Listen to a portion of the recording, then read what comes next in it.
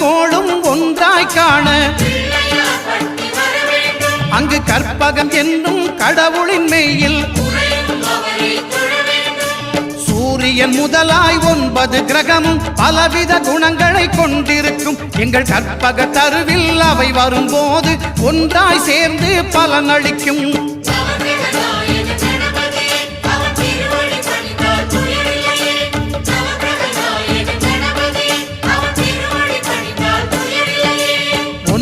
கோளும் ஒன்றாய் காண